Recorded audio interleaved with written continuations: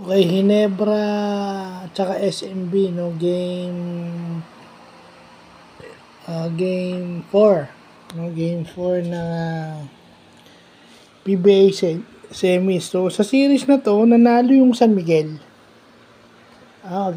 Again 2-2. Not of Ginebra's lack of offense, but lack of defense. The only thing that kept them afloat is Brownlee, and yung opensa nila gumana in the end.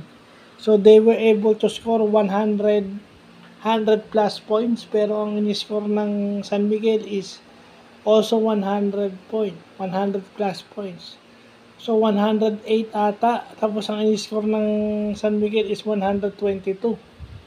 So 22 minus 8, that would be 14 points. Hindi naman natambakan masyado yung Ginebra, kaso manageable, kaso wala silang depensa. So kung makikita nyo, kung walang Brownlee yun, tapos na yung laro. Hindi dikit yung laro kung wala si Brownlee. Okay? Offense, walang problema. Imports can take over. Pero yung depensa, kasi ang dami umiscore sa San Miguel. 5 o 6 na player na ginamit ngayong larong to, umiscore ng double figures. So talagang mananalo yung San Miguel kung yun pa lang ang titignan mo offense-wise. At saka isa pang point doon, bakit ngayon mo lang, tingnan mo, si Pinto ngayon mo lang ginamit, si LA ngayon mo lang ginamit, kita mo pag ginagamit mo, offensively, nakakatulong.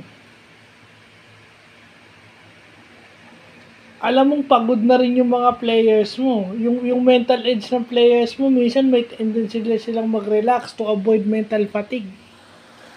It's not the physical fatigue kasi 2 days ang rest eh. Physically nakaka-recover yan, but yung mental, yun ang mahirap maka-recover. Mentally fatigue ang Ginebra.